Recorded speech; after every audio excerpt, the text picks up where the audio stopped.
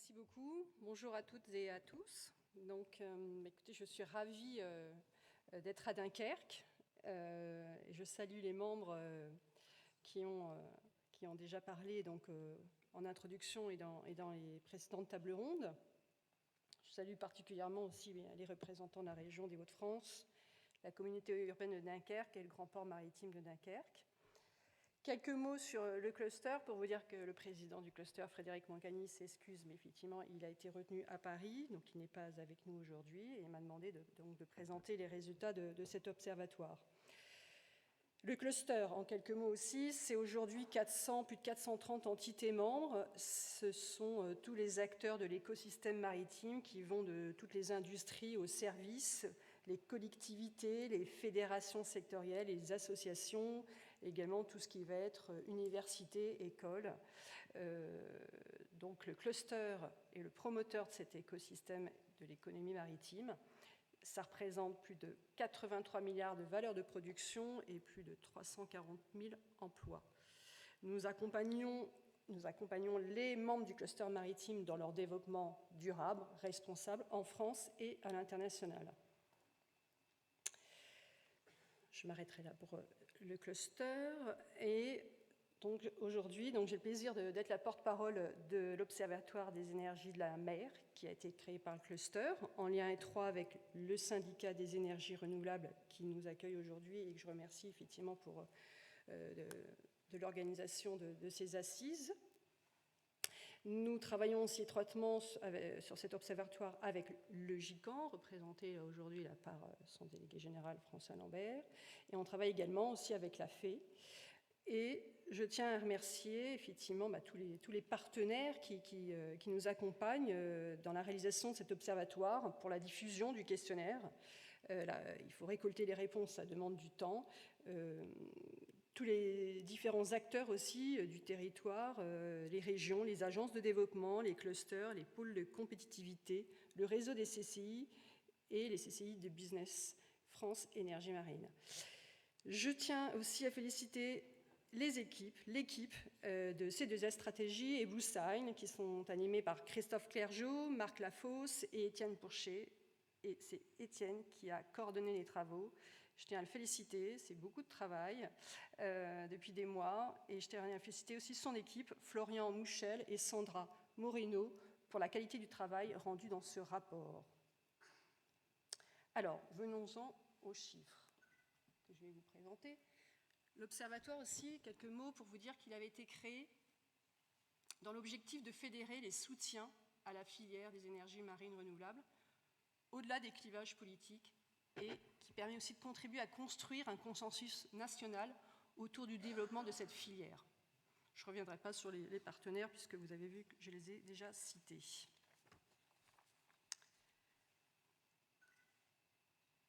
Alors, cette année, donc troisième édition de cet observatoire, nous avons eu 200 répondants. L'année précédente, nous en avions 211, l'année d'avant encore 198. Bon, on va dire que ça se tient à peu près. 200 répondants, ça veut dire à peu près 60% de la filière des énergies marines qui est en émergence. Vous avez à droite aussi les chiffres effectivement des 4 catégories de répondants. Les structures de formation, donc tout ce qui va être université, les écoles, les centres de recherche et développement. Deuxième catégorie, ce sont les développeurs et les exploitants. Troisième catégorie, la plus représentée évidemment, ce sont les entreprises prestataires ou fournisseurs de la chaîne de valeur. Et quatrième catégorie, qui a été ajoutée d'ailleurs, qui n'existait pas dans la première édition de l'Observatoire, c'est les acteurs institutionnels, qui sont donc en augmentation en nombre de répondants. Donc une étude, comme on vous dit, effectivement, qui est basée sur des résultats fiables et complets. Alors, les chiffres. Les chiffres clés de l'Observatoire. Ce qu'on peut retenir, globalement, c'est que c'est une filière qui est vraiment dans les starting blocks. Alors, il y a plusieurs éléments qui ressortent de ce tableau. Les éléments positifs. Je commencerai par cela. On est en augmentation du chiffre d'affaires. Chiffre d'affaires, donc à droite, 573, même 574 millions d'euros de chiffre d'affaires réalisé en 2018. C'est plus 14% par rapport au chiffre d'affaires réalisé en 2017. Augmentation également des investissements. C'est plus 75% d'investissements supplémentaires réalisés en 2018 par rapport à 2017. En 2017, on n'avait que 151 millions d'euros d'investissement. Chiffre d'affaires en hausse.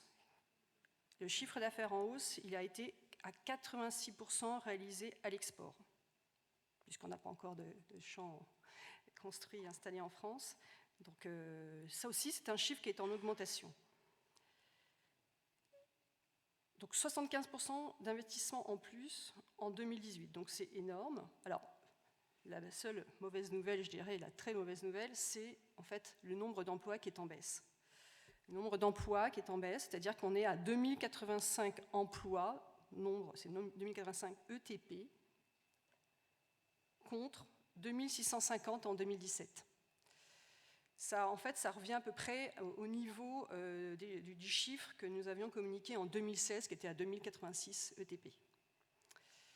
Alors, plusieurs raisons s'expliquent sur la baisse du nombre d'emplois. On en a parlé dans les précédentes tables rondes, mais je dirais que notre analyse, c'est effectivement que les alertes de 2018 n'ont pas été entendues, qu'il y a beaucoup d'incertitudes qui ont plané, qui ont été liées à la renégociation des premiers appels d'offres, au décalage des projets ou aux trous dans les appels d'offres, la manque de visibilité qui était due notamment au retard dans la promulgation de la stratégie à moyen terme, notamment via la PPE. Ces éléments ont conduit des retraits d'entreprises dans la filière et à diminuer le nombre total d'emplois. Mais il faut surtout aussi retenir qu'aujourd'hui, les investissements sont en augmentation, reposent essentiellement sur l'export et qu'on a des entreprises compétitives. Donc, comme on l'a vu, les points positifs, et ça a été dit effectivement dans la précédente table ronde, on a une filière compétitive au service de l'industrie et de l'emploi, compétitive et qui a pris de l'expérience en France, mais aussi compétitive en Europe et à l'international. Une filière qui investit aussi énormément, ça également on l'a vu. Donc vous voyez aussi l'évolution dans le tableau. Alors nombre d'emplois, on a dit effectivement il est en baisse, le chiffre d'affaires augmente et les investissements augmentent, ça c'est le schéma de gauche. Élément aussi d'analyse de cet observatoire, c'est le fait que dans la répartition des emplois, 70% viennent des entreprises qui sont prestataires ou fournisseurs de la chaîne de valeur, à 16% qui vient des développeurs exploitants, 11% des structures R&D et 3% des institutionnels. Cette filière mobilise les compétences maritimes de tout l'écosystème économie maritime. Donc effectivement, beaucoup je dirais aussi d'acteurs membres du cluster se retrouvent dans cette filière et c'est une filière qui apporte aussi de la diversification dans des filières qui existent depuis déjà de nombreuses années. Et on voit bien dans justement donc la répartition des entreprises. Certes, il y a des emplois effectivement qui sont créés par je dirais les entreprises vraiment énergie de la mer, mais juste derrière, les emplois viennent de la filière navale à 18%. À 17%, c'est l'oil and gas. Et ensuite, ce sont les travaux maritimes et portuaires. Donc on a ces trois grosses filières aussi importantes qui permettent aussi de créer ces emplois, des emplois avec beaucoup de compétences, d'expertise, d'expérience. Donc ces filières aussi, je dirais, font profiter de leur expérience à la filière émergente des énergies marines renouvelables.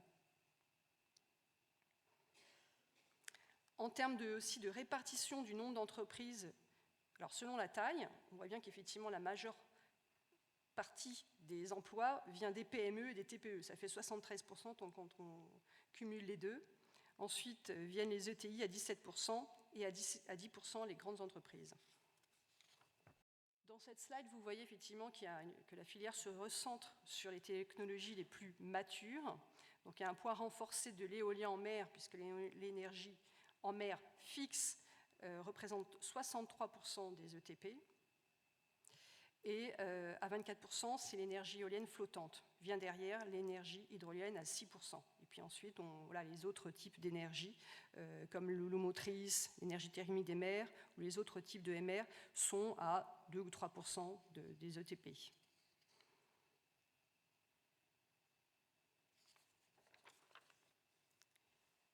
Quelles sont les retombées donc, dans tout le pays? Eh bien, on voit qu'effectivement, il y a des emplois partout, dans toutes les régions, notamment les régions évidemment du littoral.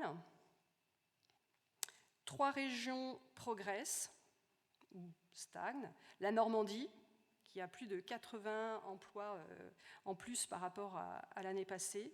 Notamment, c'est grâce à l'ouverture des usines de pales à Cherbourg. Une région aussi en émergence, c'est celle de l'Occitanie. Et puis, il y a une certaine stabilité qu'on enregistre dans la région Aquitaine. D'autres régions sont les 500 emplois qu'on a vus dans les premières slides qui ont été perdus. En fait, en l'occurrence, c'est les Pays de la Loire qui perdent 43% des emplois, mais qui reste, la région Pays de la Loire, qui reste la région leader, qui totalise en fait 37% quand même des emplois totaux sur le territoire. La région de France représente 76 emplois aujourd'hui. Alors ça représente, on va dire, entre la Nouvelle-Aquitaine, l'Auvergne ou l'Occitanie, on voit que c'est à peu près dans les mêmes chiffres. Alors évidemment, le nombre d'emplois repartira à la hausse dès que les premiers projets, les éoliennes et les champs d'éoliennes seront installés. Le nombre d'emplois va repartir à la hausse et on attend, comme vous voyez là, on est à 2000 emplois, mais le potentiel, et Béatrice Buffon l'a rappelé, est de 15 000 emplois. Voilà, j'en ai fini sur la présentation des chiffres. Je tiens à signaler aussi que ces synthèses est disponible à la sortie de cette conférence, que vous pouvez télécharger aussi ces résultats sur le site internet merenergie.fr. Et vous pouvez également télécharger tout le rapport annuel sur le site internet. Je vous remercie.